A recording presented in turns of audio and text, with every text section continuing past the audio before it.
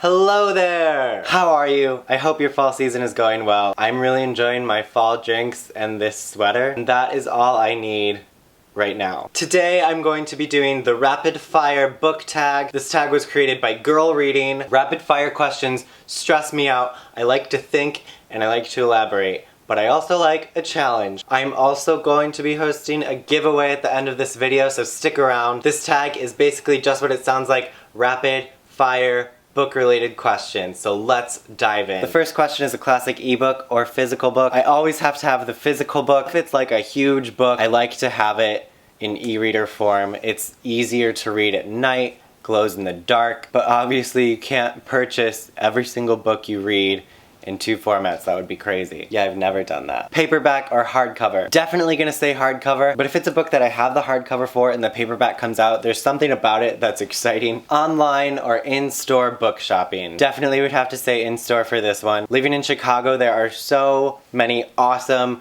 little bookstores. My whole life, all I've had is Barnes & Noble, and then, you know, in the past 5 years I've been able to like go to Anderson's, but it's so far away. I still love Barnes & Noble and I still go there a lot, but it's so nice to go and explore little bookstores, and the whole atmosphere is different. If you're ever in Chicago or a city like it, find some cool little bookstores. They're awesome. Oh my gosh, this is supposed to be rapid fire. Trilogies or series? It depends. I guess I would say trilogies. Heroes or villains? It depends. Heroes. A book you want everyone to read. Ooh, for this one I'm gonna say the book that I'm currently reading, which is Small Great Things by Jodi Picoult. I am this far into it. It's like 150 pages, which is not a lot for a book like this. It's probably my favorite Jodi Picoult that I have read as of right now, except for Sing You Home. Sing You Home and House Rules and this are going to be my top 3. Recommend an underrated book. For this question I always say Proxy by Alex London. I know a lot of people in the YA community do know about this book and have read it,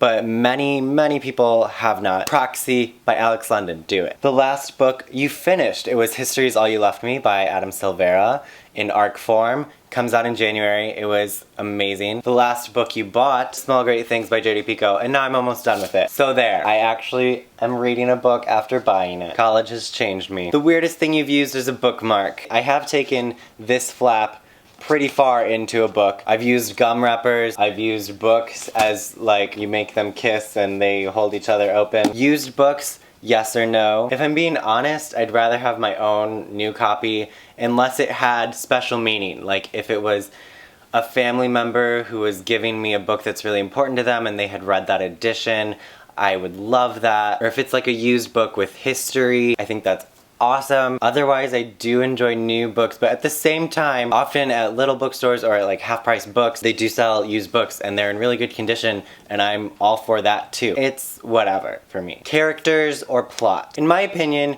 you really don't have much of a plot if your characters suck. A lot of times, even if you think you're being motivated by the plot, it's often the characters and their story, their relationship to what's going on. I could talk about this for a while actually, so I'm just gonna say the short answer is characters. Long or short books? I wanna say short books, but I know I just wanna say that because it takes less time to read. It depends on what you mean by a short book. 200 to 300 pages I think is a really nice length, but not for every story. Some stories need to be 500 pages long. I'm not very decisive and this tag is stressing me out. I'm sorry. Name the first 3 books you think of. Divergent, Throne of Glass, Miss Peregrine's Home for Peculiar Children. Our world or fictional world? Hello, what booktuber is not gonna answer fictional world? Audiobooks, yes or no? Hell yes, audiobooks. I love walking around. I have my audiobook in my ear. There are so many times listening to audiobooks that I have trouble concentrating and have to go back like 5 minutes. But when I can just be like laying in bed and absorb an audiobook or a podcast, I love it. Do you ever judge a book by its cover? Totally. And the final question is series or standalones? And I guess I would have to say standalone. I don't guess. That is definitely my answer. If you can get the job done in one book and leave us kind of wanting more but really satisfied, a lot of times a series can ruin that. It's just like a pilot, you know, sometimes you could have an excellent pilot and then it has like nowhere to go. So I just find it really nice when it can be a really good standalone. So that is the rapid fire book tag. This month, as some of you know, I've been working with Quarterly. Quarterly is an awesome book-related subscription box service. They send out 4 boxes a year for literary young adult books. I did a video unboxing their Beth Revis box, and currently the YA author for them is S.J. Kincaid, and her book is The Diabolic, which I have right here. It looks amazing. I've been seeing actually quite a bit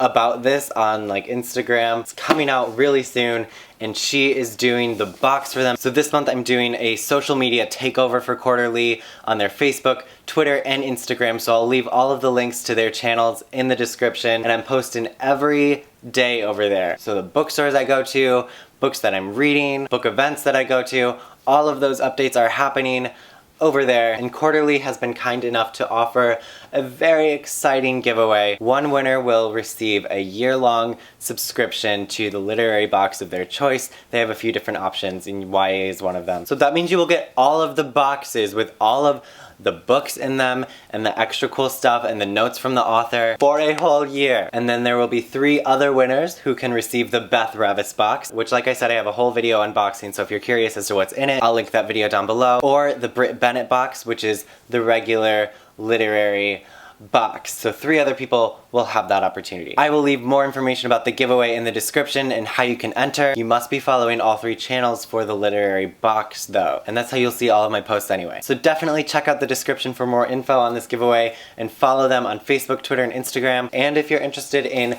The Diabolic by S.J. Kincaid, and I hope I'm pronouncing that correctly, you can also head over to their website and subscribe for this box, and you'll receive it soon. Thank you so much for watching this video. I hope you guys are having a good week. I'll see you soon. Have a good one, and goodbye.